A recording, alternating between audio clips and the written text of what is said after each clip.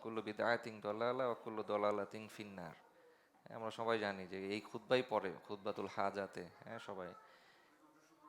হ্যাঁ, কারণ খুতবাতুল হাজা এটা পপুলার, আল্লাহ রসুল সাল্লাম সব সব খুতবাতে এটা এটা দিয়ে শুরু করেছেন, বলছে এটা হচ্ছে খুতবাতুল খুতবা, মানে খুতবা শুরু করার জন্য খুতবা এটা।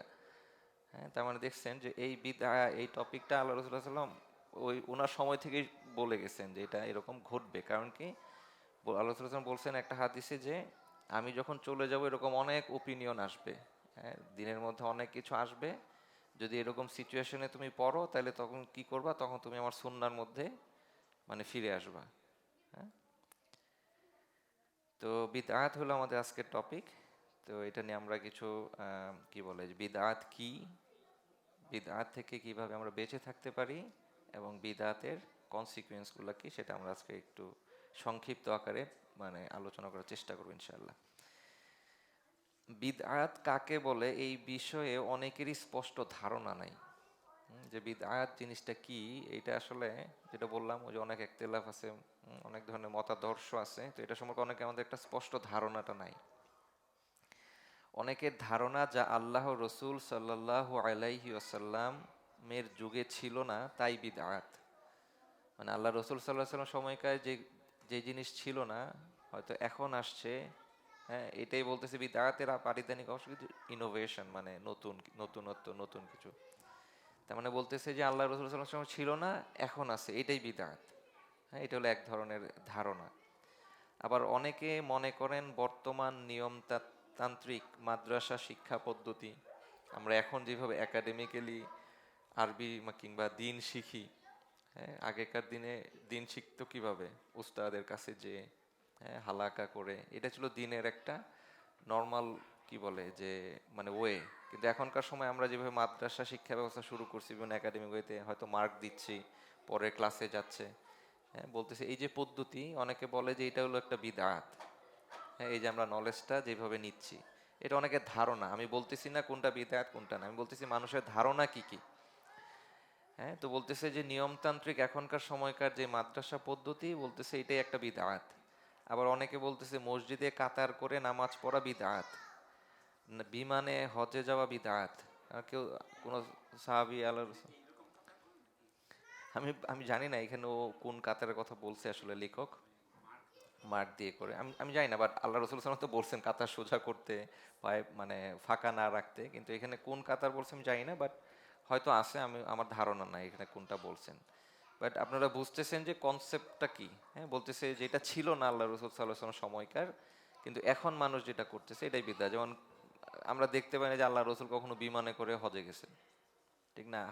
মানে ওনারকার সময়কার সাহাবীরা বিমানে করে হজে দেখতে পাই, তো এখন আমরা বিমানে করে হজে যাই, তো এটা কি বিদআত নাকি? হ্যাঁ, অনেকের ধারণা এটা বিদআত। অনেকে বলেন যে এই যে মাইকে আমরা আজান দেই, এই আজান তো সাহাবারা ওই সময়কার দেয় নাই, আল্লাহ রসুল সাল্লাহ সাল্লামের সময় তো এই আজানের পদ্ধতি ছিল না, তো এটা কি, এটাও অনেকে বলেন বিদআত। তো এই সকল দিক বিবেচনা করে তারা বিদআতকে নিজেদের খেয়াল খুশি মতো দুই ভাগে ভাগ করে। হ্যাঁ, তো এই যে বিভিন্ন ধরনের আইডিয়া কনসেপ্ট, হ্যাঁ বিশ্বাস, বলতেছে যে এই এই বিশ্বাসের থেকে অনেকে এই বিদাতকে দুইটা ভাগে ভাগ করে। আমি কিন্তু এখনো বলতেছি না কোনটা ঠিক ব্যাঠিক, বাট এরকম ধারণা থেকে মানুষজন বিদাতকে দুইটা ভাগে ভাগ করে। কি রকম ভাগ? বলতেছে যে কিছু হলো হাসানা, ভালো বিদআত, বিদআতুল হাসানা, মানে কিছু বিদআত ভালো। আবার কোনোটাকে সাইয়্যিআহ মানে মন্দ বিদআত, কিছু বিদআত আছে যেগুলা মন্দ বলে চালিয়ে দেন। আসলে বিদআত সম্পর্কে সঠিক ধারণা না থাকার কারণে এই ধরনের বিভ্রান্তিটা হয়। মানে লেখক এখানে বলতেছেন যে এই বিভ্রান্তিটা আসতেছে কারণ আমাদের আসলে বিদআত সম্পর্কে ধারণাটাই স্পষ্ট না। এই জন্য আমরা বলতেছি কিছু বিদআত ভালো, কিছু বিদআত খারাপ। তো আমরা ইনশাল্লাহ আজকে কিছুটা ধারণা নিব, তারপর হয়তো এই মানে আইডিওলজিটা আমরা দেখবো এটা কি ঠিক নাকি ভুল।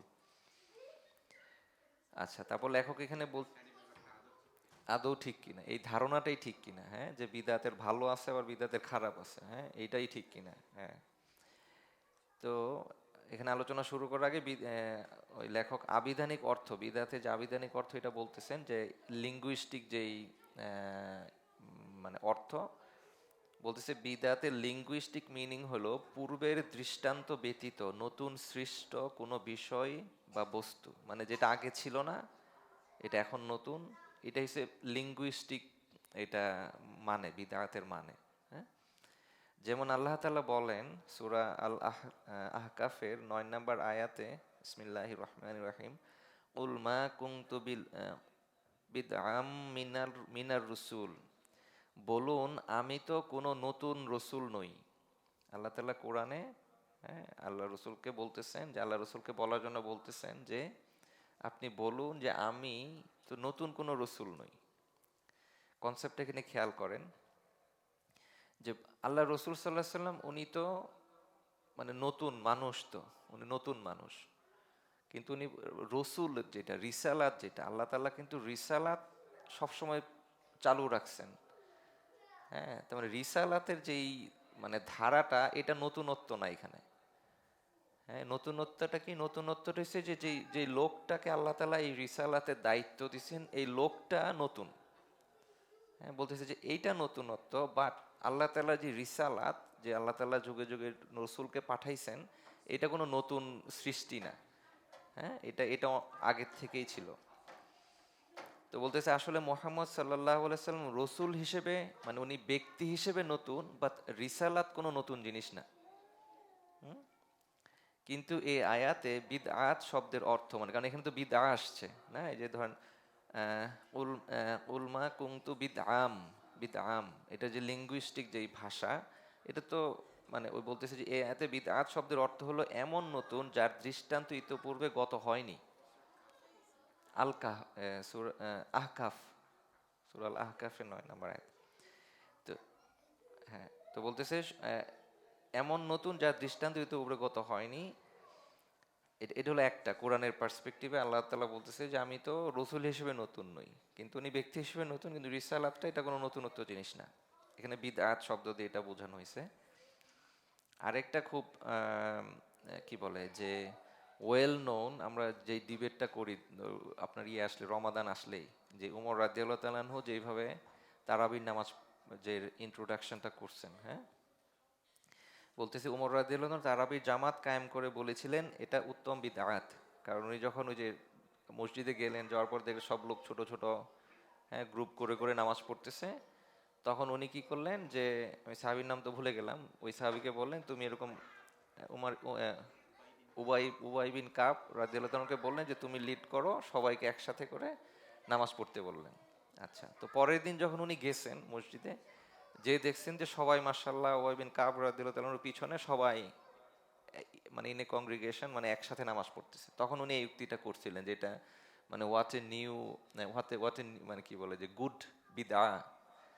উনি তখন এই উক্তি করছেন গুড বিদআ, মানে নিউ, কতই না সুন্দর কি বলে যে নিউ ইনোভেশন আর কি। হ্যাঁ, ওমর জন্য বলছেন এটা, ওই কি বলে বুখারীর হাদিস এটা। হুম, আচ্ছা, সেটা আমি জানি না যে শরীক হয়েছেন কিনা, বাট যেহেতু ওমর রাদিয়াল্লাহু আনহু বলছেন যে উনি বলছেন এটা বিদআ, এই জন্যই পরে আলোচনা করবো ইনশাল্লাহ উনি কোন অর্থে বলছেন, বাট ওই হাদিসটা এরকমই যে কত সুন্দর, কতই না সুন্দর কি বলে নতুনত্ব আর কি। আচ্ছা, তো ইসলামের শরীয়তের পরিভাষায় বিদআতের সংজ্ঞা, প্রথমটা গেল আবিধানিক অর্থের, যেটা লিঙ্গুইস্টিকলি যেটা বোঝায় বিদআতের মানে নতুনত্ব হইলে এটা বিদআ। হ্যাঁ, এখন শরীয়তের ভাষায় বিদআতের মানেটা কি? বলতেছে যে যা কিছু আল্লাহর দ্বীনে নতুন সৃষ্টি করা হয়, অথচ এর সমর্থনে কোনো ব্যাপক বা বিশেষ দলিল প্রমাণ নেই। মানে দ্বীনের মধ্যে এমন কিছু আমি সৃষ্টি করতেছি যেটার কোনো রেফারেন্স নাই। বলতেছে যদি এমন কোনো নতুন সৃষ্টি আমি করি সেটাই বিদআত। এটা হলো শরীয়তের দৃষ্টিকোণ থেকে। অর্থাৎ নবসৃষ্ট বিষয়টি অবশ্যই ধর্মীয় ব্যাপারে হতে হবে। মানে আমি যেই সৃষ্টিটা করতেছি এটা অবশ্যই দিনের ক্ষেত্রে হইতে হবে। দিনের বাইরে ধরেন ওই যে যেটা বললাম প্লেনের মধ্যে করে, হ্যাঁ, যে প্লেনে আমি উঠবো কি উঠবো না, ট্রেনে আমি উঠবো কি উঠবো না, এগুলো দিনের সাথে এটার কোনো সম্পর্ক নাই, এটা দিনের কোনো হুকুম হাকাম নাই এই জায়গাটাতে। হ্যাঁ, বলতে যে শরীয়তের পরিভাষায় বিদআত অ্যাপ্রোপ্রিয়েট হবে ওইখানেই যখন আমার দিনের মধ্যে নতুন কোনো সৃষ্ট নতুন কোনো মতবাদ, নতুন কোনো ওয়ে অফ ডুইং আমি যদি অ্যাড করি, সেটাই হবে বিদআত। বলতেছে এবং বিদআত এবং যেটার কোনো রেফারেন্স থাকবে না। নবসৃষ্ট বিষয়টি অবশ্যই ধর্মীয় ব্যাপার হতে হবে। যদি ধর্মীয় ব্যাপার ব্যতীত অন্য কোনো বিষয়ে নব আবিষ্কৃত কিছু দেখা যায়, মানে দিনের বাইরে, তা শরীয়তের পরিভাষায় বিদআত বলে গণ্য হবে না, যদিও শাব্দিক অর্থে তা বিদআত। কারণ বিদআত মানে এটা তো শব্দ, ঠিক না, আরবি শব্দ। এখন এই আরবি মানে নতুন কিছু আসলে তো বিদা দিয়েই বলতে হবে। আরবিতে তো আমি জানি না আরো অন্য কোনো কি বলে সিনোনিমস আছে কিনা, বাট নতুন বলতে গেলে বিদা বলতে হবে। এই প্রসঙ্গে আবুল হাসান আলী নদভী রহমতুল্লাহ বলেন, আচ্ছা, তার শিরক ও বিদাত কিতাবে বিদাতের পরিচ্ছন্ন সংজ্ঞা উল্লেখ করেছেন। মানে এখানে একটা রেফারেন্স নিয়ে আসছেন লেখক, বিদাতের আসল একটা বড় ডেফিনেশন বলতেছেন, যেই বিশ্বাস বা কাজ আল্লাহ ও তার রসুল সাল্লাল্লাহু আলাইহি ওয়াসাল্লাম দিনের অন্তর্ভুক্ত করেননি।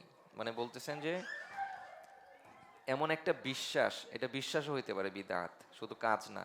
হ্যাঁ, বলতেছে এমন কোনো বিশ্বাস বা কাজ যেটা আল্লাহ এবং তার রসুল সাল্লাল্লাহু আলাইহি সাল্লাম দিনের মধ্যে অন্তর্ভুক্ত করেননি কিংবা পালন করার নির্দেশ দেননি, সেই ধরনের বিশ্বাস বা কাজকে দিনের মধ্যে অন্তর্ভুক্ত করা, এর অঙ্গ বলে সাব্যস্ত করা, সোয়াব বা আল্লাহর নৈকট্য লাভের উপায় মনে করা। একটা হলো সোয়াব, আমি এটা করলে আমি বেনিফিট পাবো আল্লাহ তাআলার কাছ থেকে, অথবা বেনিফিট পাবো না কিন্তু এটা দিয়ে হয়তো আমি আল্লাহ তাআলার কাজ সন্নি করে যাবো। এরকম আছে অনেক কিছু, না যে সোয়াব টোয়াব নাই কিন্তু আমি এই যে একটা ভালো কাজ করতেছি, এটা দিয়ে মনে হয় আমি আল্লাহর কাছাকাছি পৌঁছে যাব। হ্যাঁ, তো এখানে সুন্দর সুন্দর কিছু ক্রাইটেরিয়া বলছেন যে বিদআত হওয়ার জন্য কি কি মানে শর্ত। বলতেছে যে যেই যেই বিশ্বাস বা কাজটা আল্লাহ এবং তার রসুল সাল্লাল্লাহু আলাইহি সাল্লাম দিনের মধ্যে অন্তর্ভুক্ত করেননি, কোনো নির্দেশ দেননি, এবং মানে সেই ধরনের কাজকে আমি যদি দিনের মধ্যে অন্তর্ভুক্ত করি বা দিনের অঙ্গ একটা পার্ট মনে করি, অথবা আমি ওই কাজটা করলে অথবা বিশ্বাসটা ধারণ করলে আমার সওয়াব হবে, অথবা আমি আল্লাহ তাআলার কাছাকাছি পৌঁছাবো, এই ধরনের কাজ করার নাম হলো বিদআত। যেই সকল বিশ্বাস ও কাজকে দিনের অংশ মনে করে অথবা সওয়াব হবে ধারণা করে আমল করা হয় তাই বিদআত। এখানে একটা আয়েশা রাদিয়াল্লাহু তাআলা আনহার একটা থেকে বর্ণিত, মুসলিমের 3243 নম্বর আয়াত, সরি হাদিস। আয়েশা রাদিয়াল্লাহু আনহা বলেন, রাসূলুল্লাহ সাল্লাল্লাহু আলাইহি সাল্লাম বলেছেন যে আমাদের এই ধর্মে এমন কোনো নতুন বিষয় উদ্ভাবন করবে যা ধর্মে অন্তর্ভুক্ত ছিল না, তা প্রত্যাখ্যাত হবে। আয়েশা বলছে এমন কিছু নিয়ে আসবে এটা আসলে অ্যাকসেপ্টেবল না দিনের মধ্যে। এই হাদিস দ্বারা স্পষ্ট হলো, নতুন আবিষ্কৃত বিষয়টি যদি ধর্মের অন্তর্ভুক্ত বলে ধরে নেওয়া হয় তাহলে তা বিদআত বা প্রত্যাখ্যাত। নতুন কিছু দিনের মধ্যে আনলেই সেটা বিদআত হবে। আচ্ছা, এই হাদিসে যার প্রতি আমাদের নির্দেশ নেই বাক্যটি দ্বারা, আচ্ছা বলতেছে হাদিসটা যেটা বললো, যদি ধর্মের কি তোমাদের এই ধর্মে এমন কোনো নতুন বিষয়ের উদ্ভাবন করবে যা ধর্মে অন্তর্ভুক্ত ছিল না, বলছে বিষয়টি ধর্মীয় হতে হবে। মানে বোঝা যাচ্ছে যে এই ইনোভেশনটা ধর্মীয় হইতে হবে, ধর্মীয় বিষয় হিসেবে কোনো নতুন আমল করলেই বিদআত হবে, যেটা আমরা আলোচনা করলাম। আচ্ছা, এখানে পরের এক্সাম্পল দিচ্ছেন, যারা মাইকে আজান দেন তারা জানেন, মানে এক্সাম্পল হিসেবে রেশনালটা দাঁড়া করাচ্ছেন যে কেন মাইকে আজান দেওয়া বিদআত না। তো লেখক এখানে ওইটা বলছেন। এখানে বলতেছেন যে মাইকে আজান যে দেয় সে আসলে এটাতে কোনো মর্যাদা মনে করে দিচ্ছে না, যে মাইকে আজান দিলে ইদার আমার মর্যাদা বাড়বে অথবা আমার সোয়াব বেশি হবে, হ্যাঁ, অথবা এটা আল্লাহ রসুল সাল্লাল্লাহু আলাইহি সাল্লাম নিষেধ করে গেছেন যে এটা দেয়া যাবে না, হ্যাঁ, অথবা বলে গেছেন যে এটা দিতেই হবে। হ্যাঁ, তার মানে মাইকে আজানের সাথে কোনো নির্দেশনা নাই, এবং যে দিচ্ছে সেও এটাতে কোনো সোয়াবের কাজ মনে করতেছে না।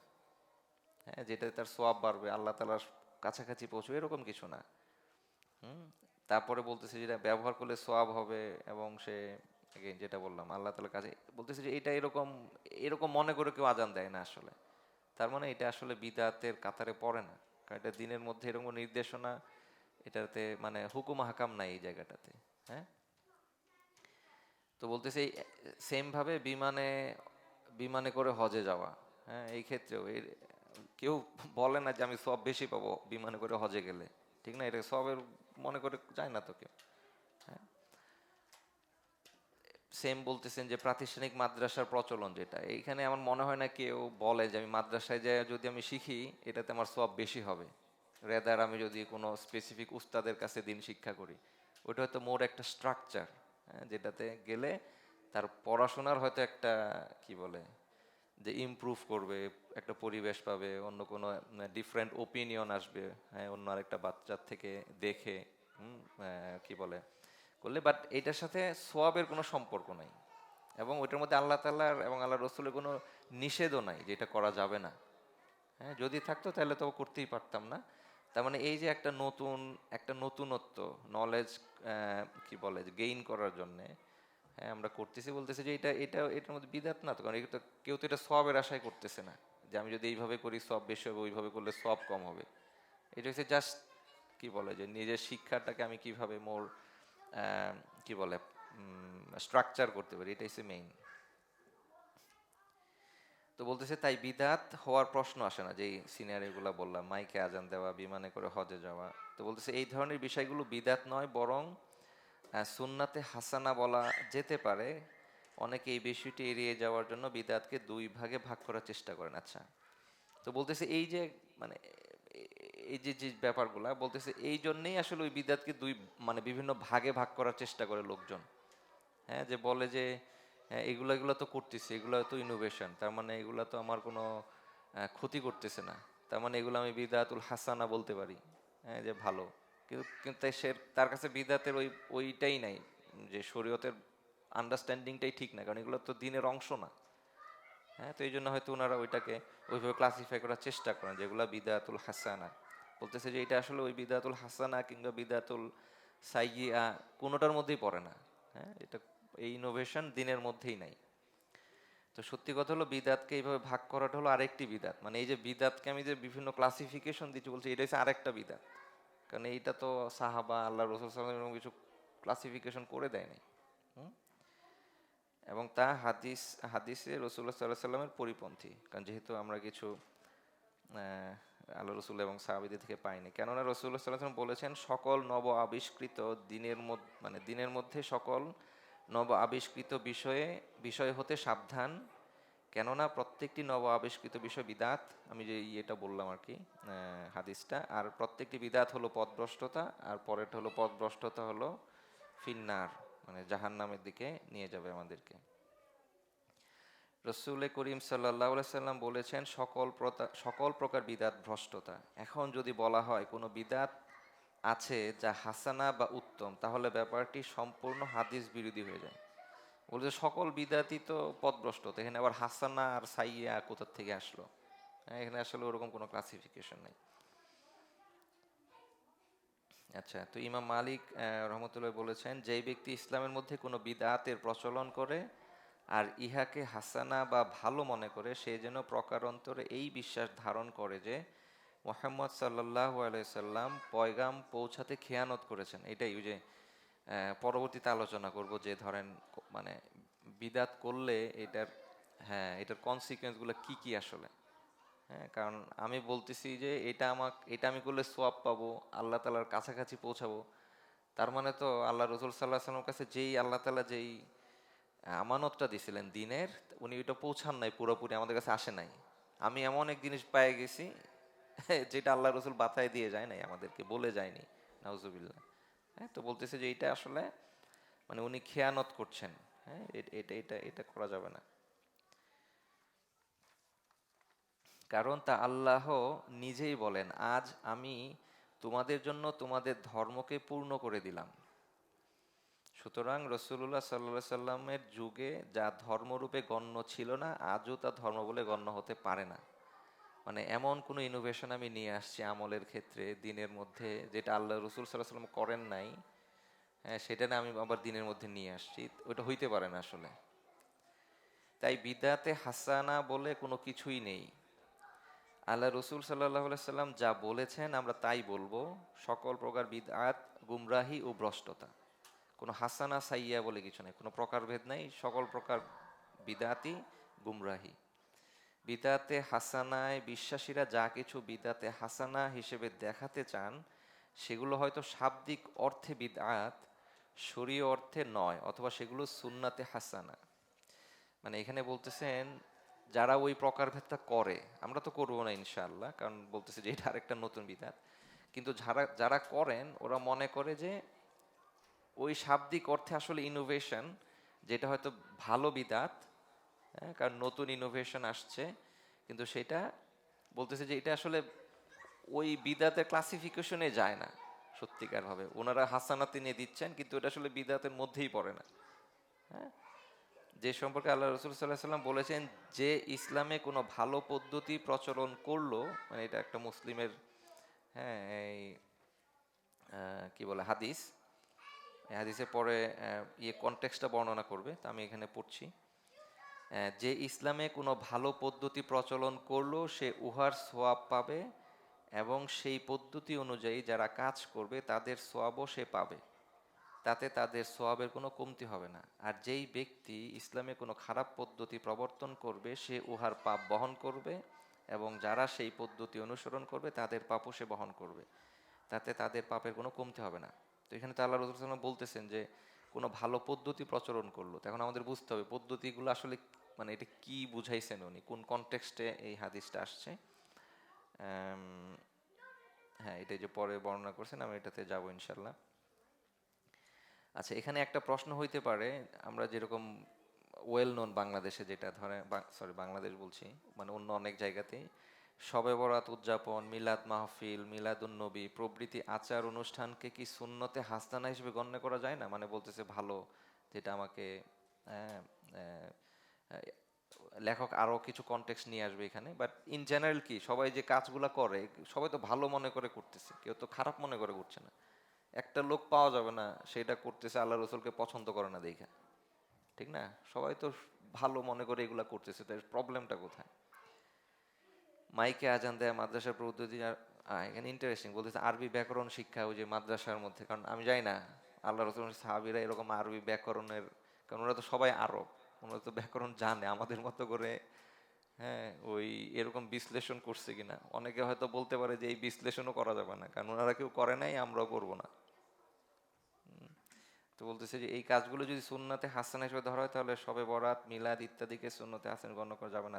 বলতেছে আর কি যে এগুলো ভালো কাজ করেই করে। পূর্বে আলোচনা করছে বিদাত হবে ধর্মীয় ক্ষেত্রে যদি নতুন ধর্মের অংশ, এগেইন উনি বলতেছেন যে এটা আসলে ধর্মের মধ্যে পড়ে না, ধর্মের কোনো অংশ না। আচ্ছা, তাহলে ওই হাদিসটার কনটেক্সটটা নিয়ে আসছেন এখানে লেখক, যে আল্লাহ রসুল যখন বললেন যে ইসলামে কোনো ভালো পদ্ধতি প্রচলন করলে সে তাতে সোয়াব পাবে, এটা কনটেক্সটটা কি? একবার মুদার গোত্রের কতিপয় অনাহারী ও অভাবগ্রস্ত লোক আল্লাহ রসুল সাল্লাহ সাল্লামের কাছে আসলো। তিনি সলাৎ আদায়ের পর তাদের জন্য উপস্থিত লোকজনের কাছে সাহায্য চাইলেন। নামাজের পরে উনি সাহায্য চাইছেন ওই অভাবগ্রস্ত লোকগুলোর জন্য। সকলে এতে ব্যাপকভাবে সাড়া দিলেন। রসুল করিম সাল্লাহ সাল্লাম সাহাবাই কিরামের আগ্রহ ও খাদ্য সামগ্রী দান করার পদ্ধতি দেখে, মানে ওনারা কিভাবে ওই যে খাবার, মানে সবাই মানে খুব মোটিভেশন নিয়ে দান করছে মার্শাল্লাহ ওই ওই লোকগুলোকে, সেই কনটেক্সটে আল্লাহ রসুল সাল্লাল্লাহু আলাইহি ওয়াসাল্লাম বলছেন যে ইসলামে কোনো ভালো পদ্ধতি প্রচলন করলো, মানে এই যে খাবার যে দিল ধরেন, হ্যাঁ, এটা এটা মানে জাস্ট ওয়েটা বাতলাইছেন আর কি, যে ইসলামে কোনো জি, এটা পদ্ধতি আর কি। হ্যাঁ, যে যে ইসলামে কোনো ভালো পদ্ধতি প্রচলন করলো সে উহার সোয়াব পাবে, এবং সেই পদ্ধতি অনুযায়ী যারা কাজ করবে তাদের সোয়াবও সে পাবে, তাতে তাদের সবর কমতে হবে না। আর যে ব্যক্তি ইসলামে কোনো খারাপ পদ্ধতি প্রবর্তন করবে সে উহার পাপ বহন করবে, যারা সেই পদ্ধতি অনুসরণ করবে তাদের পাপ। অ্যাগেইন ওই কনটেক্সটটা দেওয়া হলো আর কি এখানটাতে, যে কোন কনটেক্সটে উনি ওইটাকে ওই হাদিসটা বর্ণনা করছিলেন আর কি। অভাব, এখন এখানে রেশনাল বলতেছেন অভাবগ্রস্তদের সাহায্যের জন্য যে পদ্ধতি হাদিসে বর্ণিত হয়েছে ওটাকে সুন্নাতে হাসানা বলা হয়েছে। বলা যেতে পারে সকল পদ্ধতি যদি হাসানা হয় তাহলে সুন্নাতে সাইয়া বলতে কি বোঝায়, মানে বলতেছে এটা তাহলে একটা ভালো সুন্না যে আমরা এইভাবে ফান্ড কালেক্ট করে মানুষকে কি বলে যে সাহায্য করতে পারি। তো বলতেছে তো এটা তো একটা ভালো সুন্না, তাহলে খারাপ সুন্না কোনটা? উত্তরে বলবো, মনে করুন কোনো দেশের শাসক বা জনগণ প্রচলন করে দিল যে এখন থেকে স্থানীয় ভাষায় আজান দেয়া হবে, এখন থেকে আমরা সবাই আজান দিব, হ্যাঁ, স্থানীয় ভাষায়। হ্যাঁ, বলতেছে যে আরবি ভাষায় দিলে চলবে না। হ্যাঁ, এ হুম, টার্কিতে, জি, আচ্ছা, সেটাই মানে ওই যে বললাম যে আসলে সবাই ভালো মনে করেই করে এবং বিভিন্ন হাদিসকেই কোট করবে। আমি যেরকম ধরেন ওই যে আমাদের খুতবার ক্ষেত্রেও তো একটা বড় চ্যালেঞ্জ ছিল আমাদের, কারণ আমরা আসলে চেষ্টা করছি, কারণ আমার আমার অ্যাটলিস্ট আমার নলেজ বেস খুবই ক্ষুদ্র, ধরেন এখন সকল হাদিস সকল কিছু তো অ্যানালাইসিস করা সম্ভব না। হ্যাঁ, তো আমরা দেখলাম যে খুতবার এই প্রসেসটাকে কতটা মানে এরকম নিউ ইনোভেশন যেন এখানে না আসে। এই যে খুতবা আরবি, খুতবা ট্রান্সলেশন, মানে খতিব দিচ্ছে, আবার আরেকজন এসে, আমি আমার ব্যক্তিগত ওপিনিয়ন বলছি, আরেকজন এসে ট্রান্সলেট করছে, এগুলো তো আল্লাহ রসুল ছিল না, সব আরব ছিল, সবাইকে আল্লাহ রসুল দিচ্ছেন। এখন আমাদের এই কনটেক্সটে দেখছি অনেক কিছু আসতেছে, মনে হয়েছে যে এটা মানে হয়তো ওভার ইঞ্জিনিয়ারিং করছি, বাট মানে খুব ইজি হইতো আমরা নিজের আরব হইলে আল্লাহ তালা হয়তো বাছাই দিত। আবার আলহামদুলিল্লাহ আল্লাহ তালা যে হালতে রাখছেন আমাদের জন্য এইটাই বেস্ট, এটাতে আবার অন্য কিছু বলা, আমি যেটা কমেন্ট করলাম যে আরব হইলে, এটা আসলে ভুল আকিদা। আল্লাহ আমাকে ক্ষমার কাছ থাক ফিরুল্লাহ, কারণ আমি যেই হালতে যেই স্টেটে যেখানে আছি এটাই আমার জন্য সর্বোত্তম। হ্যাঁ, এখানে হলে হলে কি এটা এটা নাই আসলে। হ্যাঁ, তো বলছে যে এইটাই আমার জন্য টেস্ট ফেজ, আমাকে এইটা দিয়ে পার করতে হবে, এবং আমি আমার বুদ্ধিমত্তা, আমার নলেজ, আমার জ্ঞান, এটা দিয়েই এটাকে পরিচালিত করতে হবে আর কি। তো যেটাই হোক, বলতেছেন যে এখানে আহ, কি বলে যে অ্যাগেইন নিজের ভাষায় আজান দেওয়া, নামাজ পড়া, সূরা ফাতিহারে আমি বাংলা ভাষায় ট্রান্সলেট করতেছি, করে করে পড়ছি, আছে এরকম মানুষের মধ্যে ধারণা আছে। সবাই ভালো কাজের উদ্দেশ্যেই করে আসলে। তো বলতেছে যে এগুলো আর কি বিদাত বলতে পারবো না, কারণ যারা এই কাজটা করলো তারা সকলে জানে। আচ্ছা, কোনটা বলতে পারবো না, শুরু এটাকে আপনি কি বলবেন, বিদাত বলতে পারবেন না কারণ যারা এই কাজটা করলো তারা সকলে জানে অনারবি ভাষায় আজান দেওয়া ধর্মের নির্দেশ নয়। হ্যাঁ, এত সওয়াবও নেই। তাই আপনি এই কাজটাকে সুন্নতে সাইয়্যা হিসেবে অভিহিত করবেন, এর প্রচলনকারী পাপের শাস্তি হবে। এ যারা বলতেছে যে এটা আসলে ক্লাসিফিকেশন, এটা ধর্মের হুকুমই তো এখানে। হ্যাঁ, যে মানে আজান নিজের ভাষায় দিবে, এটারই তো নির্দেশ নাই। আবার অনেক উলামায়ে কিরাম বিদাতকে অন্যভাবে দুই ভাগে ভাগ করে থাকেন, তারা বলেন বিদাত দুই প্রকার। আচ্ছা, একটা তো গুলো বিদাতুল হাসানা, বিদাতুল সাইয়্যা, ভালো এবং মন্দ। এখন ওনারা হয়তো আরেকটু কি বলে অ্যাডভান্স, ওনারা আরেকটু ডিফারেন্ট অ্যাঙ্গেলে ভাগ করার চেষ্টা করছেন। কিভাবে ভাগ করছেন বলছে, একটা হলো বিদআত ফিদ্দিন, বা ধর্মের ভিতরে বিদাত, ধর্মের ইনক্লুসিভ বিদাত হচ্ছে ইনক্লুসিভ ধর্মের ভিতরে। অন্যটি হলো বিদাতে লিদ্দিন, অর্থাৎ ধর্মের জন্য বিদাত। একটা বলতেছে ধর্মের ভিতরে বিদআত, আর একটা বলতেছে ধর্মের জন্য বিদআত। পরে দেখি কিভাবে এটার ব্যাখ্যা করছেন। তো বলতেছে যারা এই মতবাদে বিশ্বাস করে, প্রথমটি প্রত্যাখ্যাত আর অন্যটি গ্রহণযোগ্য। বলতেছে বিদআতুল ফিদ্দিন, ধর্মের ভিতরে যেই ধরনের বিদআত, যেই ধরনের নতুন ইনোভেশন আসে, বলতেছে এই যারা এই দুই ক্লাসিফিকেশনে বিশ্বাস করেন ওরা বলতেছে এইটা নিষেধ, এটা করা যাবে না, ধর্মের ভিতরে কোনো ধরনের ইনোভেশন আনা যাবে না, ওরা এটাতে বিশ্বাস করে।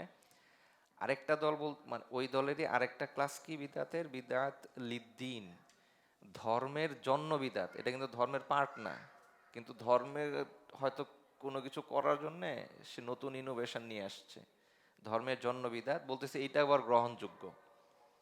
হ্যাঁ, ওনারা বলতেছেন, আমি কিন্তু এটা কনক্লুশন না, বাট ওই কি বলে বর্ণনার জন্য বলছি। আচ্ছা, তো প্রথমত আল্লাহ রসুল সাল্লাহ সাল্লাম বলেছেন সকল বিদাত পথভ্রষ্টতা বা গুমরাহি, এতে উভয় প্রকার বিদাত সামিল। মানে আমি যতই ক্লাসিফিকেশন করি এটা না, এটা দুইটাই আসলে এই, কি বলে যে গুমরাহি। দ্বিতীয়ত অনেক বিদআতে ফিদ্দিন, অনেক বিদআত ফিদ্দিন করে বলবেন আমি যা করেছি তা হলো বিদআতে লিদ্দিন।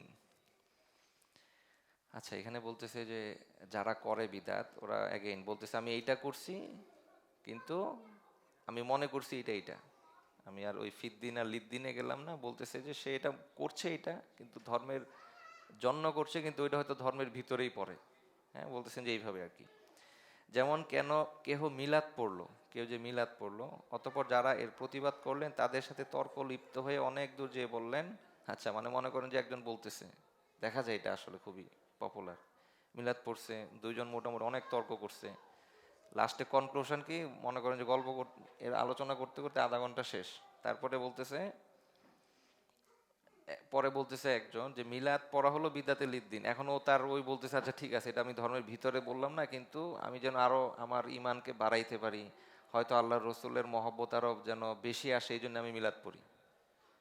হ্যাঁ, সে হয়তো এটা বললো যে বিদাতে ঈদ দিন মানে যেটা ধর্মের জন্য, সে এমন একটা ইনোভেশন করলো যেটা আমাকে আমার ধর্মকে করার জন্য। হ্যাঁ, আমি আমি জানি না, ধরেন আমরা তো মনে হয় এটার পরে ফুটবল খেলবো কিংবা কিছু একটা করব, এখন মোটিভেশন কোথায় এগুলো হয়তো চিন্তা করতে হবে। হ্যাঁ, যে বলতেছে যে না, এটা চিন্তার বিষয়, চিন্তা করতে হবে আর কি। এই জন্য ওভার ইঞ্জিনিয়ারিং না। হ্যাঁ, যে ওই জন্য বলছি বিদাত ওইটাই, ওইটা করলে আসলে সওয়াবের তো কিছু নেই, এটলিস্ট এটা আমরা জানি। কিন্তু মিলাদ, হ্যাঁ সেটাই তো বলতেছে, কিন্তু এন বলতে মিলাদ পড়তেছি যদি ওই যে সোয়াবের উদ্দেশ্যে করে, হ্যাঁ, তারপরে ধর্মের অংশ মনে করে, অঙ্গ মনে করে, বলতেছে এগুলো এগুলো বিদাত। হ্যাঁ, তাও কিন্তু ওই যখনই ধরেন নিজেদের মধ্যে আলোচনা, তখন বলতেছে যে না আমি তো এগুলা করি না, আমি এটা করি আমার নিজের এগুলা বাড়ানোর জন্য। বলতেছে আমি এখন ফির দিন থেকে বেরোয় সে এখন লিদ দিনে চলে আসছে।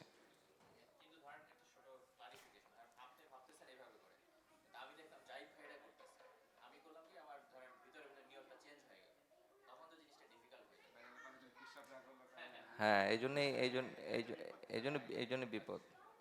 এই জন্য ফরজ কাজ প্রকাশ্যে করতে হবে, সুন্নত যেগুলো আছে সেগুলো বাসার ভিতরে করতে হবে, যাতে এই ধরনের অন্য ভাইকে অন্য কোনো মেসেজ আমি ডেলিভার না করি। খুবই ইম্পর্টেন্ট এটা।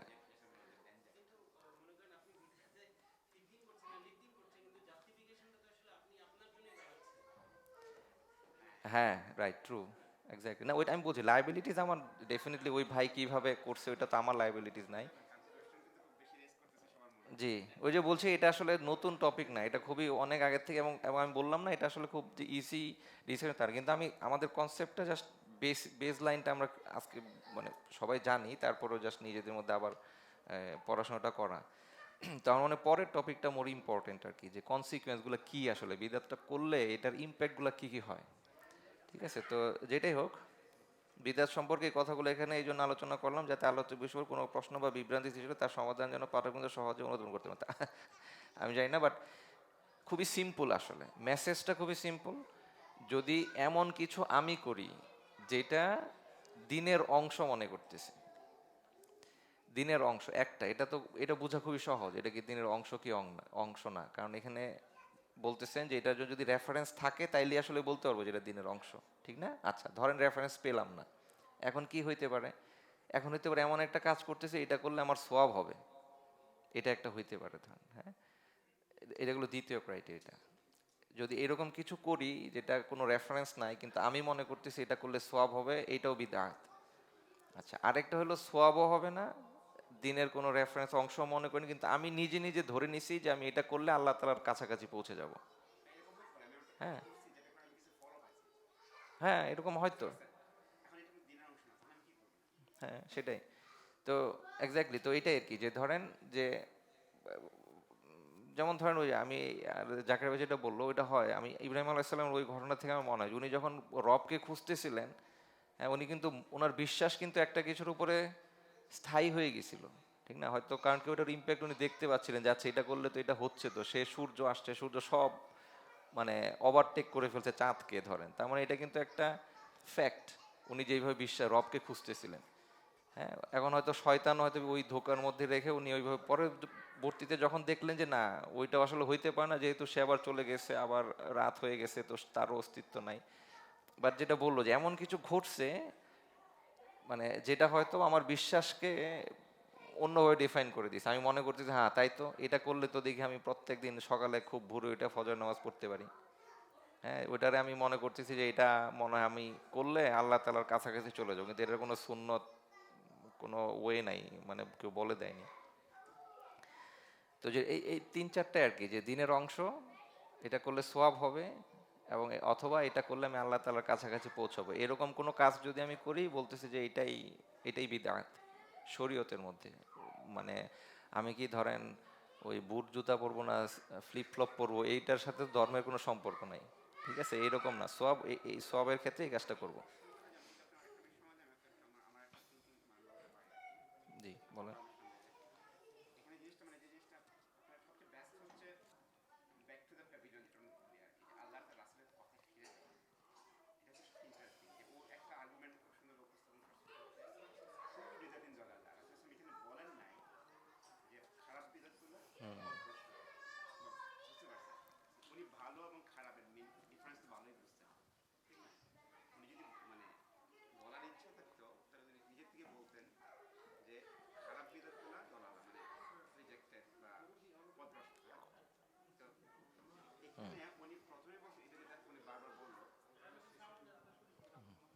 কুল্লু বিদাতিন দলালা মানে হচ্ছে সব বিদাত দলালা, মানে আহ, পথভ্রষ্টতা। তার মানে ওইখানে আর ওইখানে ডিফারেন্সিয়েট করেননি। আর সেকেন্ড একটা যেটা ওই যে হাদিসটা পড়ছে, আপনি যদি হাদিসের টেক্সটটা পড়েন, ইট ওয়াজ ইন্টারেস্টিং। রাসূল বলতেছেন, whoever innovates something in this matter of ours is not part of it, that is not part of it, will have it rejected. মানে এটা একটা ইন্টারেস্টিং। উনি বলতেছেন যে কেউ যদি এইখানে আমাদের কোনো বিষয়ে কিছু আবিষ্কার করে যেটা এটার অংশ না, মানে আমাদের এই বিষয়ের অংশ না, মানে ইসলামের অংশ না, এটা রিজেক্টেড। এখন চিন্তা করার ব্যাপারটা যে মানুষ ওই যে বিমানের এক্সাম্পলটা দিল, এখন ইসলামের যে মানে কনক্লুশনটা যে সময় আসে ইসলামের জীবদ্দশায়, মানুষের আগে উঠ চড়ছে, উনি উঠ চড়ছেন, আমরা উঠ চড়তেছি। মানে এই জিনিসগুলো, যে জিনিসগুলো আবহমান কাল থেকে তোর চলে আসছে, যেটা আসলে রিলিজনের কোনো পার্ট না, মানুষকে রিচ করা, জুড়ে কথা বলা, রিচ করার জন্য আজানো হতে পারে, কেউ ডাক দেওয়া হতে পারে। আপনি জানেন বাংলাদেশে আপনি কখনো গ্রাম এলাকায় এক গ্রাম থেকে আরেক গ্রামে মানুষকে ডাকে, এবং ডাকার একটা পদ্ধতি আছে, আপনি জানেন কিনা? ডাকটা দিয়ে সে হু করে একটা শব্দ করে এক্সট্রা, ঠিক আছে, শিয়ালের মতো। এটা খুব দরকার, কারণ তখন ওই মানে প্রথম সাউন্ডটা যায়, তারপরে ওই যে হাই পিচের ভলিউমটা যায়, মানুষ তখন খেয়াল করে যে কিছু একটা সাউন্ড হচ্ছে, তারপরে সে আবার ডাকে, ঠিক আছে। তো এটা আমি একটা এক্সাম্পল, মানে আমি আমার ছোটোবেলায় দেখছি এটা। তো এই জন্য হয় কি যে ওনার শব্দগুলো ইম্পর্টেন্ট। উনি বলতেছেন যে whoever innovates something in this matter of ours that is not part of it will have it rejected. বুঝতে পারছেন? এটা হচ্ছে আমি সেদিন বলছিলাম 70 জন সাহাবী বর্ণনা করছেন এই হাদিসটা, বুঝতে পারছেন, without any change in text, যদিও এটা এক সেন্টেন্স, কিন্তু 70 জন সাহাবীতে এটা বর্ণনা হয়েছে এই হাদিসটা, কোনো টেক্সট চেঞ্জ হয় নাই, মানে একটা কোরআনের আয়াতের মতো আর কি। তো এই জন্য মানে জিনিসগুলো একটু খেয়াল রাখে ভালো, জি। যে আসলে বেদাতটা বলতে কি বোঝায়। কি বোঝায় ওইটাই, ওই যে খুবই বেসিক যেটা জাকরে বললো, অঙ্গ মানে দিনের অংশ, সোয়াব হবে, আল্লাহর নৈকট্য পাবো। কিন্তু এই আল্লাহ তাআলার এখানে একটা কি আছে, যে দিনের কিন্তু পোর্শন দুইটা, মানে দুইটা জিনিস আছে। করুন। একটা হচ্ছে কমান্ড, আর কমান্ডের এক্সিকিউশনের একটা প্রসেস। নামাজ একটা কমান্ড, নামাজটা কীভাবে পড়তে হবে এটা একটা প্রসেস। এই দুইটা জিনিসে কোনো কিছু আনা যাবে না। যে নামাজ সেজদায় গিয়ে আমরা সুবহান রাব্বিল আলা পড়ি, সুবহান রাব্বিল আজিম পড়ি, এক্সট্রা কিছু তাসবিহ আছে, এই পর্যন্ত মানে আল্লাহু আকবার বলার পরে তাসলিম বলার আগ পর্যন্ত এই যে সময়টা আছে, এর ভিতরে যত অ্যাক্টিভিটি আছে, এখানে আপনি কোনো জিনিস জানতে পারবেন না, কারণ এটা হচ্ছে প্রসেস। আর নামাজ ইটসেলফ ইজ এ কমেন্ট। তো মনে করেন 6 ওয়াক্ত নামাজও বানানো যাবে না, এক ওয়াক্ত নামাজ ওই মাগরিবের 3 রাকাতে 4 রাকাত বানানো যাবে না। মানে এটা হচ্ছে এই জি জিনিসটা খুব ইম্পর্টেন্ট। এই দুইটা জিনিস যখন কেউ ঠিক থাকে, আর বাইরে যত কিছু আছে সাপোর্টিং, এগুলো আসলে বিদাতের ডেফিনিশনই পড়ে না। জি মানে জাস্ট এই জিনিসটা মনে রাখলে হয় আর কি। তো মানে কোয়েশ্চেনগুলো বেশি অ্যারাইজ করে না। জি সেটাই আর কি। না ঠিক আছে, ইনশাআল্লাহ, জাযাকাল্লাহ খাইর কমপ্লিমেন্টের কারণে। তো আমরা এখন দেখি তাহলে কনসিকুয়েন্সগুলো কি কি, বিদাত করলে কি কি হয়। তো প্রথম কনসিকুয়েন্সটা এগেইন যেটা আমরা সবাই জানি, বিদাত করলে আসলে পথভ্রষ্ট হয়ে যাব। আল্লাহ তাআলা সূরা ইউসুফের 32 নম্বর আয়াতে বলছেন, হক আসার পর বিভ্রান্তি ব্যতীত আর কি থাকে। রাসূলুল্লাহ সাল্লাম যেটা জায়গায় জায়গায় অকুল্য দলালাতিন অকুল্য মুহতাসাতুল বিদআ, মানে আসলে এনে কোনো ক্লাসিফিকেশন নেই, সব ইনোভেশনই আসলে পথভ্রষ্টতা, মানে বিদআ এবং সকল বিদআই পথভ্রষ্টতা। এটা হলো 1 নাম্বার কনসিকুয়েন্স। আচ্ছা, 2 নাম্বারটা ইন্টারেস্টিং। বিদআত রাসূলুল্লাহ সাল্লাল্লাহু আলাইহি ওয়াসাল্লাম আনুগত্য থেকে মানুষকে বের করে দেয় এবং সুন্নতের বিলুপ্তি ঘটায়।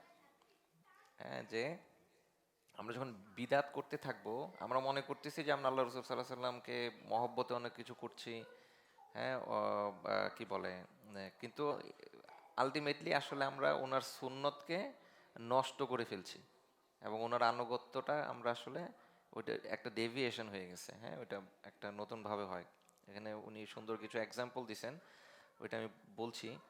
বলতেছে, কেননা বিদাত অনুযায়ী কেউ আমল করলে অবশ্যই সে এক বা একাধিক সুন্নত পরিত্যাগ করে। যদি কেউ বিদাত করে, বলতেছে সে আসলে সুন্নতকে পরিত্যাগ করতেছে। আমরা মনে করতেছি আমি আসলে অ্যাডিশনাল কিছু করতেছি, মানে সুন্নত পালন করতেছি তার সাথে আসলে অ্যাড করতেছি, কিন্তু আসলে সে ইন কন্ট্রারি, সে আসলে একটা সুন্নতকেই ছেড়ে দিল। হ্যাঁ, আমি ওই চিন্তা আগে আমি শুনছি, কিন্তু এখানে এক্সাম্পলটা পরে আমার কাছে একটু ইন্টারেস্টিং মনে হচ্ছে, আপনাদের কাছে হয়তো ভালো লাগতে পারে। আচ্ছা, উলামায়ে কেরাম বলেন যখন কোনো দল সমাজে একটি বিদাতের প্রচলন করে তখন সমাজ থেকে কম করে হলেও একটি সুন্নত বিলুপ্ত হয়ে যায়। বলতেছে যে আমি যখন আমি একটাই বিদাত করব, আসলে একটা করে সুন্নত আমার হারায় যেতে থাকবে। কিভাবে হারাচ্ছে এখানে এক্সাম্পল দিছে। আচ্ছা পরে কিনা আমি এটা অভিজ্ঞতায় প্রমাণিত, কখনই কোনো বিদাত আমলে আনা হয়েছে তখনই সেই স্থান থেকে একটি সুন্নত চলে গেছে বা গুরুত্বহীন হয়ে পড়েছে। এই প্রসঙ্গে মুজাদ্দিদ আল ফেসানির মাকতুবাত থেকে উদ্ধৃতি দেখা যায়। তিনি লিখেছেন, এক ব্যক্তি আমাকে প্রশ্ন করলো, আপনারা বলেছেন যে কোনো বিদাত নাকি একটি সুন্নতকে বিলুপ্ত করে। আচ্ছা, যদি মৃত ব্যক্তিকে কাফনের সাথে একটি পাগড়ি পরি দেয়া হয় তাহলে কোন সুন্নতটা বিলুপ্ত হয়? বলতেছে ধরেন একটু খুব সুন্দর মানে পীর হয়তো ভালো মানুষ, পীর বলতে ভালোভাবে দেখি, মারা গেছে ধরেন, এখন সে হয়তো পাগড়ি পরতেন, মৃত্যুর পরে কাফনের সময় তার হয়তো পাগড়িটা পরায় কাফন দিয়ে দাফন দিয়ে দিল। তো উনি বলতেছে এটাতে আমার মানে আমি সুন্নতকে কোথায় বাদ দিলাম? আমি তো দাফন করলাম, এখানে সুন্নতটা বাদ হলো কোথায়? আপনারা বলতেছেন একটা বিদাত করলে নাকি আরেকটা মানে সুন্নত বিলুপ্তি হয়, তো এটার সাথে কোথায় সুন্নতের বিলুপ্তিটা হচ্ছে? আচ্ছা, কি কারণে এটা বিদাত বলা হবে? তখন উনি জবাবে লিখলেন, অবশ্যই একটি সুন্নত বিলুপ্ত হয় যদি মৃতর কাফনে পাগড়ি দেয়া হয়, কারণ পুরুষের কাফনের সুন্নত হলো কাপড়ের সংখ্যা হবে 3, মানে মিনিমাম না, মানে আমি বলতেছি যে ধরেন বেস্ট কেসে পুরুষের কাফনের সংখ্যা কাপড়ের সংখ্যা হবে 3টা, পাগড়ি পরলে এই সংখ্যার 3 থাকে না, সংখ্যা হয়ে যায় 4। এখন না ওই এটাই বললাম, ইন্টারেস্টিং আর কি, যে সুন্নতটা ছিল 3 কাপড়ে দাফন দেওয়া, সে আবার পাগড়ি অ্যাড করে দিছে ওই মহব্বত থেকে, এখন কাপড় হয়ে গেছে 4টা, এক সুন্নত চলে গেছে, নতুন ইনোভেশন চলে আসছে। হ্যাঁ। আচ্ছা, উদাহরণ হিসেবে আরো বলা যায়, এক ব্যক্তি ঋণগ্রস্ত হয়ে পড়লো, ঋণ পরিশোধ করতে পারছে না। এই সমস্যার জন্য এক পীর সাহেবের কাছে গেল। পীর সাহেব তাকে বললেন, তুমি এক খতম কুরআন বকশে দাও, অথবা নির্দেশ দিলেন একটি মিলাদ দাও, অথবা খতমে ইউনুস, ওই অনেক কিছু আর কি, যে তুমি ঋণে পড়ছো এখন তুমি কোরআন খতম দাও, ইউনুস পড়ো, এগুলো পড়ো। সে তাই করলো, বলতেছে যে সে তাই করলো। ফলাফল কি দাঁড়ালো?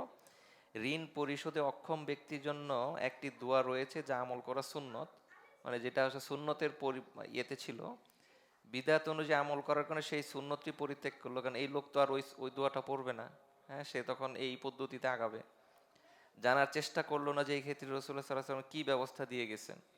অন্যদিকে সে মিলাদ, কোরআন খতম ইত্যাদি বিদাতি কাজ করে আরো আর্থিকভাবে ঋণ ঋণ ভারে জর্জরিত বলতেছে, এমনি ঋণে আছে, তার উপরে আবার মিলাদ দিচ্ছে, খতম বক্সায় গেলে খাওয়াইতে হচ্ছে, এটাতে আরো ঋণের মধ্যে পড়ে যাচ্ছে আর কি। হ্যাঁ। তো এখানেও ওইটাই বলতেছে, রমাজানের শেষ 10 দিনের রাতসমূহে রাত জেগে ইবাদত বন্দিগি করা একটি গুরুত্বপূর্ণ সুন্নত। হ্যাঁ। তো বলতেছে রমাজানের লাস্ট 10 দিনে রাত জেগে ইবাদত করা হলো একটা গুরুত্বপূর্ণ সুন্নত, যা কেউ অস্বীকার করতে পারে না, কেউ অস্বীকার করে না। কিন্তু 15 শাবান রাতে রাত জাগাকে যেমন গুরুত্ব দেয়া হয়, তেমন ভাবে এই সুন্নতি আমলের প্রচলন দেখা যায় না। মানে লাস্ট 10 দিন আমরা আমল করি না, হয়তো সবে বরাতের মধ্যে হ্যাঁ প্রচুর আমল করছি। বরং সবে কদরের মূল্যায়ন হবে সবে বরাতকে করা হচ্ছে। এগেন এটা ওই যে এই যে আমাদের একটা কন্টেম্পোরারি এক্সাম্পল দেওয়া যাবে না, যেটা আমরা প্রতিনিয়ত ফেস করি এরকম। আমি চিন্তা করিনি, আমি জাস্ট এই লেকচারের মধ্যে ছিলাম, কন্টেম্পোরারি আনার চেষ্টা করিনি, আপনার কাছে থাকলে বলেন। আপনি মসজিদে নামাজ পড়েন না, ওরা দেখবেন নামাজের পরে সুন্নাত পড়ে, হ্যাঁ, পরে এটা আসবে একটা আসবে, লাইন দেওয়া এটা থাকে। আছে। এতে কি হয়, সিকোয়েন্স চেঞ্জ হয়ে গেছে, ফরজ নামাজে পড়ে ফরজ হ্যাঁ নামাজ হ্যাঁ। এটা না করে ওরা সুন্নাত নামাজে পড়ে। আচ্ছা, এটা না, মাশাল্লাহ। জি, এটা এই কন্টেম্পোরারি এই এক্সাম্পল আছে আসলে, যে আচ্ছা তাহলে তো বলে ফেলি। মানে বলতেছে যে ধরেন ফরজ নামাজের পরে আহ, আমরা যেটা দেখি যে ধরেন সম্মিলিত দোয়া শুরু করে দিই আমরা, তা কি হলো, এটা একটা নতুন ইনোভেশন আসলো। আরেকটা সুন্নত কি বিলুপ্ত হয়ে গেল, যে ফরজের পরে জিকির আজকার করা। হ্যাঁ, যে জিকির আজকার না করে আমি দোয়া দোয়া করছি, হ্যাঁ, ফরজ ফরজ নামাজের পরে। তো বলতেছে যে এটা একটা একটা সুন্নতকে আমি বিলুপ্ত করে দিলাম, আর একটা নতুন ইনোভেশনকে আমি জায়গা করে দিলাম। বলতে এই জন্যই বলতেছে যে একটা বিদাত করা মানে আসলে একটা সুন্নতকে বিলুপ্ত করে দেয়া। আচ্ছা, এখানে এটা বলছে যে আমল করার কারণে ফরজ সালাত আদায়ের পর যে সকল জিকির আজকার সুন্নত হিসেবে বর্ণিত হচ্ছে তা পরিত্যাগ করা হয়। এটা বলতেছে যে আমরা এইভাবে আমরা অনেক দেখতে পাই যে একটা সুন্নতকে অপসারণ করে আরেকটা নতুন জিনিস চলে আসে আসলে। বিদাত আল্লাহর দিনকে বিকৃত করে। এটাতে আমি আর গেলাম না, এটা আমরা বুঝতেছি যে ওই যে ইহুদি খ্রিস্টান ওরা এরকম আহ, বিয়েতে আছে, ওরা ওরা ইয়ে করছে বিদাত ইসলামের উপর একটি আঘাত। আচ্ছা, দিনকে যেহেতু ওই অল্টার করে দিচ্ছে, বিদাত রসুল্লাহ সাল্লাহ আসলামের বিরুদ্ধে খেয়ানতের এক ধরনের অভিযোগ, ওই যেটা দিয়ে শুরু করলাম আমরা। হ্যাঁ, যে আমি এমন একটা আমল করতেছি যেটা সোয়াব হবে, আবার আমি আল্লাহ তাআলার কাছাকাছি পৌঁছে যাচ্ছি এই রকম ধারণা রাখতেছি। তার মানে কি আমার কাছে দিন পরিপূর্ণ না? আল্লাহ রসুল সাল্লাল্লাহু আলাইহি ওয়াসাল্লাম ওই জিনিসটা আমাকে বলে যায়নি, সাহাবীরা ওইটা করেনি, আমি এমন একটা কাজ করতেছি, তার মানে তো দিন পরিপূর্ণ ছিল না। আল্লাহ তাআলা যে আমানতটা রাখছিল সেটা তো মানে আমরা তাহলে ব্লেম দিচ্ছি কি আল্লাহ রসুল সাল্লাম জানাই যায় না আমাদেরকে, ঠিক না? এটা কত বড় ধরেন একটা কি বলে, হ্যাঁ, যে আজকে মানে এবং উনি ওটা ইয়ে করছেন কি বলে সাক্ষী হিসেবে সাহাবাদেরকে রাখছেন যে আমি কি তোমাদের কাছে পুরা মানে কি বলে দিনকে পৌঁছাই দিছি কিনা। আচ্ছা, এই কথা বা কাজটি যে ইসলামের ধর্মের পছন্দের বিষয়, এটা কি রাসূলুল্লাহ সাল্লাল্লাহু আলাইহি ওয়াসাল্লাম জানতেন? তিনি উত্তরে হ্যাঁ অথবা আচ্ছা। যেই ব্যক্তি কোনো বিদআতের প্রচলন করলো বা আমল করলো, আপনি তাকে জিজ্ঞেস করুন এই কথা বা কাজটি যে ইসলাম ধর্মের পছন্দের বিষয়, এটা কি রাসূলুল্লাহ সাল্লাল্লাহু আলাইহি ওয়াসাল্লাম জানতেন? তিনি উত্তরে হ্যাঁ অথবা না বলবেন। আচ্ছা, মানে যারা বিদআত করে, যারা আমি ধরেন আমি যদি বিদআত করি, আমাকে যদি কেউ প্রশ্ন করে যে এটা কি আল্লাহ রাসূল সাল্লাল্লাহু আলাইহি ওয়াসাল্লাম করতেন কিনা, এটার উত্তর হবে কি হয় হ্যাঁ অথবা না। আচ্ছা, যদি না বলেন তাহলে তিনি স্বীকার করে নিলেন যে ইসলাম সম্পর্কে আল্লাহ রসুল সাল্লাহ সাল্লাম কম জানতেন। নাউজুবিল্লাহ। কারণ আমি যেহেতু উনি যেহেতু করতো না, তার মানে আমি জানি এটা, আমি করতেছি। আর যদি হ্যাঁ বলেন তাহলে তিনি স্বীকার করে নিলেন যে আল্লাহ রসুল সাল্লাম বিষয়টি জানতেন কিন্তু উম্মতের মধ্যে প্রচার করেননি। আর যদি হ্যাঁ বলে তাহলে উনি বলতেছে যে উনি জানতো কিন্তু এটা আমাদের মধ্যে জানাই যায়নি, কারণ যেহেতু রেফারেন্স নাই। তো এই অবস্থায় তিনি দিন প্রচারে শিথিলতা করেছেন, নাউজুবিল্লাহ। আচ্ছা, এটা হলো আমরা যেটা বললাম যে খুব লাস্টের কনসিকোয়েন্সটা বলি। এটা আমি আরেকটা আলোচনাতে আমি একবার বলছিলাম। এটা খুবই মানে কি বলে যে ইন্টারেস্টিং আসলে। বলছে বিদাত আমলকারীর তওবা করার সুযোগ হয় না। যে বিদাত করে তার আসলে তওবা করার সুযোগ হয় না। হ্যাঁ, এটা হলো টাইটেল। এটার ধরেন বিশ্লেষণটা কি? বিশ্লেষণটা হলো যেই ব্যক্তি বিদাতটা করতেছে ও আসলে মনে করতেছে ইদার এটা দিনের একটা অংশ, অথবা সে মনে করতেছে এটা একটা সোয়াবের কাজ, অথবা সে মনে করতেছে এটা আমাকে আল্লাহ তাআলার কাছাকাছি পৌঁছে নিয়ে যাবে। ওরে পিটাইলেও তো ওইটা ছাড়বে না, কারণ ওর প্রত্যেকটা সে ভালো কাজে করতেছে। হ্যাঁ, তার মানে এই এই কাজটা থেকে ও আসলে কখনোই তওবা করবে না এই কাজটা যে করতেছে, কারণ পুরা জিনিসটাই সে করতেছে ভালো উদ্দেশ্যে।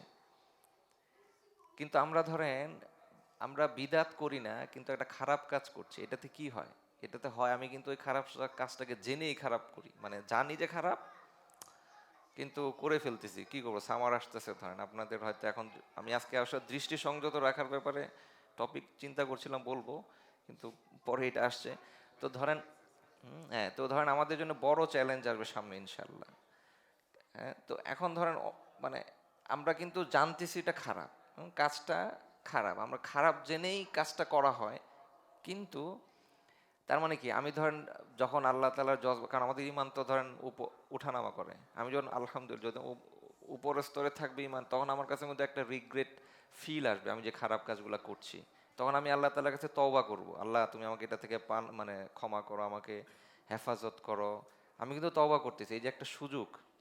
কিন্তু যে বিদাত করে তার মধ্যে ওই রিগ্রেট, ওই আন্ডারস্ট্যান্ডিংটাই তো নাই, কারণ পুরাটাই তো সে ভালো মনে করে করতেছে। হ্যাঁ, তো বলতেছে এই জন্যই যে বিদাতকারীকে আসলে ওই সুযোগটাই নাই তার, সে যে ক্ষমা চাইবে আল্লাহ তাআলার কাছ থেকে।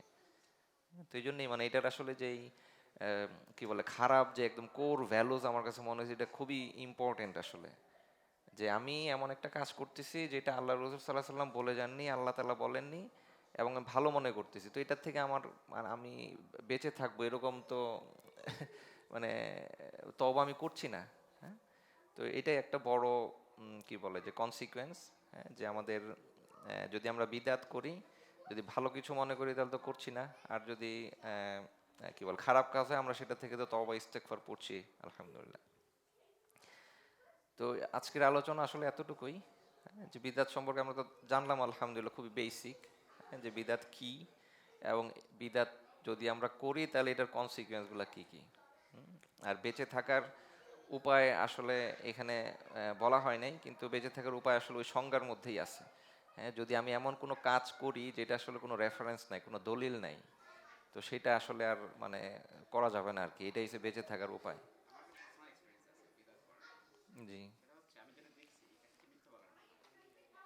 যে আমি যদি বিদাত একটা মিথ্যা itself a মিথ্যা মানে আল্লাহ রাসূলের উপর একটা মিথ্যা মিথ্যা করার মতো হুম, মিথ্যা জাস্ট এটা না, কিন্তু বিদাত করলে যেটা হয় মিথ্যা বলার মতো। এই জন্য বললাম যে দেখেন কে যদি আমি যদি একটা মিথ্যা কথা বলি আমাকে এইটাকে জাস্টিফাই করার জন্য মিনিমাম 10টা মিথ্যা বলবো। বুঝতে পারছেন? এটা তো নর্মাল, এটা আমার ছোটবেলায় আমাকে কেউ একজন বলছিল, আমি এই জিনিসটা মাঝে মধ্যে ছেড়ে দিই আর কি, কিন্তু বলি হুম, আমার বাচ্চাদেরকে বলি মিথ্যা বলার সবচেয়ে বড় সমস্যা হলো একটা মিথ্যা না, মিনিমাম 10টা মিথ্যা বলা। হুম, এটাকে ধামাচাপা দিতে পারবো। ঠিক বিদাত সেম, আপনি যারা বিদাত করে এরা দেখবেন একটা বিদাত করে মানে না, ওরা এইখানে একটা টপিক ছিল, কাগজের স্বল্পতার ছিল না, কিন্তু আমি ওই পেজটা প্রিন্ট করি নাই ওই টপিকটাকে, কারণ যারা বিদাত করে এরা অ্যারোগেন্ট হয়ে যায়। জাকির ভাই যেটা বলছে আলটিমেটলি ওইটা, অনেকগুলো বিদাত করে। ওইটার একটা কনসিকুয়েন্স আর কি, যে সে তাও বলেন আপনি। ওরা যে আপনার তার্কিশ মসজিদে দেখবেন ওরা একটা বিদাত করে না, একটা বিদাত করতে পারে যে কাজটা করে নামাজটাকে শর্ট করে। খেয়াল করার পরে ওরা নামাজটাকে শর্ট করে করে সুবিধা হলো পরবর্তীতে বেদাতের জন্য সময় বেশি থাকলো। আর আমি মিস করছি যেটা মানে যেটা বলতেছিলাম যে ওই বেদাত করানোটা মিথ্যা বলার মতো। যে মিথ্যা বললে একটা মিথ্যা বললে সমস্যা হলে আমাকে আর মিনিমাম 10টা মিথ্যা বলতে হবে এটাকে জাস্টিফাই করার জন্য। ঠিক বেদাত যারা করে এরাও এরকম একটা বেদাতকে জাস্টিফাই করার জন্য, হ্যাঁ, প্রথম মিলাদ শুরু করছে। আর মিলাদের তাবারক কী হবে সেটাও ডিফাইন করে আবার। হ্যাঁ, আমি এরকম মানে আপনি জানেন আমরা খুব বেদাত এরিয়া থেকে আসছি তো এই জন্য বলতে পারি আর কি, যে কোন তাবারকে সব বেশি হবে এইটা নিয়ে আমাদের মধ্যে কি আছে। আচ্ছা। মানে জিলাপিতে হ্যাঁ, এরকমই আর কি। তো এই ইফতারের সময় আর কি মানে ব্যাপারটা হয়েছে এরকম আর কি, যে হুম, বিদাতের সবচেয়ে বড় সমস্যা হলো একটা বিদাত ওরা করে না কখনো, মানে একটা করে ছেড়ে দিবে এরকম না। কারণ ওরা বিদাত করছে কি আপনার ওই যে তার্কিশ মসজিদে যেটা হয় বা আমাদের বাংলাদেশে হয় অনেকটা, একটু কম আছে বাংলাদেশ আলহামদুলিল্লাহ। তো ওরা এই কি নামাজকে বলবেন ছোট না না না করে। সেই আপনার জামাতের সহিত তাসবি পড়বে। হুম, তো জামাতের সহিত তাসবি পড়ার নাই, তাসবি পড়ে তো বসে আছে আপনি যেটা বললেন জিকির, হ্যাঁ। জিকির। এতে করে একটা সিকোয়েন্স নষ্ট করছে ওরা। ফরজ নামাজের পরে তাহলে তুই যদি জামাতেই পড়বি তো ফরজ নামাজের পরে পড়, না এটা করবে না। সেটা হচ্ছে আসর আর ফজর নামাজে, যখন ওর কারণ এরপরে আর সুন্নত, কোনো সুন্নত নামাজ সুন্নত নাই। নাই। কিন্তু জোহর মাগরিব আর এশা এই তিন ওয়াক্ত ওরা করে কি তাসবিটা পড়ে কিন্তু সুন্নতের পড়ে, কিন্তু সুন্নত ইটসেলফ বাসায় গিয়ে পড়ার কথা। এটা না একটা ভুল হইতেছে মানে মানে মসজিদে পড়া সুন্নাহ মানে বেদাত না, এটা সুন্নাহ। কিন্তু বেস্ট সুন্নাহ হচ্ছে মানে সুন্নত নামাজ। রাসূল সাল্লাল্লাহু বলছেন তোমরা তোমাদের গড়গুলোকে কবর বানায় ফেলো না, মানে ওইখানে তোমরা সালাত আদায় করো। কিন্তু উনি যেটা মিন করছেন এখানে সেটা হচ্ছে হ্যাঁ আচ্ছা, এই তার্কিশ ওই ভাইরা। জি। না আমি আমি ইন জেনারেল যেটা বলতেছি যে মানুষ যেটা করে আর কি বেদাতের সবচেয়ে বড় সমস্যা এটাই, সে সিকোয়েন্স চেঞ্জ করে তারপরে সে আরও 10টা বেদাত নিয়ে আসে। কারণ এটাকে একটু র্যাপিং পেপার দিয়ে মোড়াইতে হবে তো, কারণ বেদাত ইটসেলফ একটা গন্ধযুক্ত জিনিস, ঠিক আছে, মানে একটা বিশ্রী জিনিস। কারণ এটাকে তখন র্যাপার আনে নিয়ে আসে, সে আরও কয়েকটা র্যাপার নিয়ে আসে, বুঝতে পারছেন? বাট এইগুলো হচ্ছে মানে আমি আমি আমি আমার পার্সোনাল মানে কে থেকে এক্সপিরিয়েন্স থেকে বুঝি আর কি, বা বুঝি যে এটা হচ্ছে বিপদটা, যে একটা বিদাত করে না কেউ, সে অনেকগুলো বিদাত করে। এবং দেখেন যারা বিদাত নিয়ে আসে ওরা আসলে সবসময় বিদাত নিয়ে পড়ে আছে। ওই মানে যে ওইটাই ওরকমই, যে ধরেন। হ্যাঁ, এটা না না নোটিস করে না, ওই যে একটা পর একটা করতে থাকে, এটা চেইনের মতো হয় যায়, বুঝছেন? এটা একটা নেশা হয় যায় আর শয়তান তাকে একটা কেটে ফেলে দেয়। আর বেদাতের সবচেয়ে বড় সমস্যা হলো শিরকে নিয়ে যায়। শিরকে নিয়ে যাবে, হ্যাঁ, এটা ওই যে যদি কেউ ফিন্নার জানেন কিনা যেটা। জানে না, শয়তান যখন কাউকে শিরিক করাইতে পারে না তখন তাকে সে জিনা ডাকাতি চুরি এগুলো করায় না, তাকে করায় বেদাত। কারণ বেদাত করাইলে সবচেয়ে বড় সুবিধা হলো সে একসময় শিরিকে চলে যাবে। কারণ ও যেটা বললো জিনা, বেবিচার, চুরি, ডাকাতি, ঠিক আছে, এগুলা করলে কেউ শিরিক করবে না, কারণ সে জানে একটা খারাপ কাজ করতেছে, কোনো এক সময় সে তওবা করবে। আর যে বেদাত করতেছে সে কনস্ট্যান্ট বেদাত করতে থাকবে, করতে করতে করতে করতে এক সময় শিরিক শির করবে। করবে। না, আমার বক্তব্য শেষ। এটাই আর কি, মানে বেদাতের সবচেয়ে ডেঞ্জারাস আর একটা কনসিকোয়েন্স, এটা বলেনি। উদাহরণ খুব সিম্পল, যে ফর এক্সাম্পল আমি কি করলাম, আমি পেশাবের দরবারে গিয়ে তসবি পড়ি, ঠিক আছে, বাসায় পড়ি না, পেশাবের দরবারে গিয়ে হ্যাঁ, বা একত্র হয়ে ইল্লাল্লাহর জিকির মারি, ঠিক আছে? মানে ইল্লাল্লাহর জিকির করতে গিয়ে একত্র হয়ে মারতেছি, যেটার প্রসেসটা ওই যে বলছিলাম একটু আগে, আইটেমও নাই, প্রসেসও ইসলামে এটা নাই এরকম জিকির করার।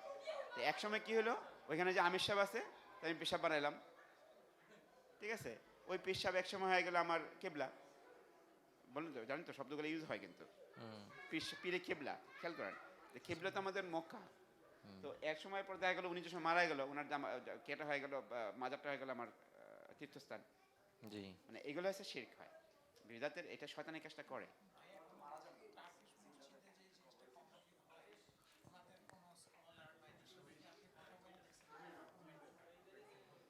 Last comment, harmless. হার্মলেস মানে এটা তো ক্ষতি নাই কোনো, মানে ইমাম সাহেবের লাস্ট কথা, যে ইমাম সাহেব কথা বলতে রাজি আছে, উনি কথা বলতে রাজি নেই তো রাজি নেই। আর যারা কথা বলে, লাস্ট যে কথাটা আমাকে সে বলছে, হার্মলেস, কোনো ক্ষতি করতেছে না তোমার, সমস্যা কি? জ্ঞা-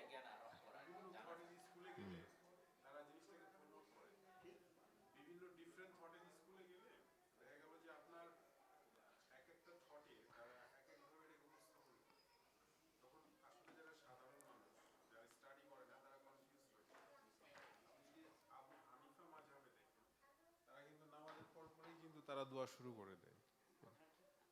হ্যাঁ, উনি হয়তো করেন নাই, কিন্তু ওই থটের যারা ইমাম, তারা কিন্তু এটা কন্টিনিউ প্রমোট করে যাচ্ছে, এবং সাধারণ মানুষ ওইভাবে কনফিউজড হয়ে যাচ্ছে। এটাই ইন্টারেস্টিং হলো জাকারিয়া ভাই যেটা বললো আর কি, যে ধরেন মানে শয়তান যখন কাকে গুমরা করতে পারতেছে, কারণ মার্শাল্লাহ বিদাত তো করবো আমরাই যারা প্র্যাকটিস করতেছি, বুঝেন নাই, দিনের মধ্যে তার মানে সবাই ওই উদ্দেশ্যে কিন্তু করতেছে, হয় সোয়াব অথবা আল্লাহর নৈকট্য, দিনের অংশ এরকম পরে আসে, কিন্তু ম্যাক্সিমাম লোক করে ওই সোয়াবের উদ্দেশ্যে অথবা মানে আল্লাহ তাআলার আমি কাছে পৌঁছে দিতেছি। হ্যাঁ, তার মানে ওই ইবলিশ ওদেরকে দিয়ে ওই বিদাতটাই করাচ্ছে। হ্যাঁ, ওই জন্যই ধরেন যে ওইটা মানে নোটিস নোটিস করছে না। ওই যে আমরা জানি একটা যে আচ্ছা আপনার, একটু ওদিকে, হ্যাঁ, ও যে কে বিদাত করছে কে করছে না। আচ্ছা, আচ্ছা সেটাই না, এখন কাউকে কমেন্ট করা এটা আসলে আপনি যেটা বলছেন মানে আমার ফিলোসফি হয়তো এরকম, কাউকে তো আর আমি অ্যাগেইন যেটা হয়তো আসলে এই রেফারেন্স ওটা আমি বলতেই পারি। হ্যাঁ, যেটা তুমি যেমন জাকরিয়া যেটা বললো যেটা রেফারেন্স কি, তখন হয়তো বলবো যে এটার কোনো মানে হার্ম নাই, যখন ওই যে বললো না যখন রেফারেন্স দেখাইতে পারতেছে না কোনো। হ্যাঁ এইটাতে এখন এখন যুক্তি হলো যে লোকগুলা কি হইতো, নামাজ পড়ে তাসবিহ না পড়ে চলে যেত। এখন আমরা তাকে বসাইছি, বসায়া অ্যাটলিস্ট তাসবিহটা পড়তেছি, জামাতের সহিত সে আমাদের সাথে পড়তেছে, একটা ভালো কাজ করে। কিন্তু দিনের দুইটা জিনিস, যে একটা হচ্ছে আইটেম, আর হলো প্রসেস।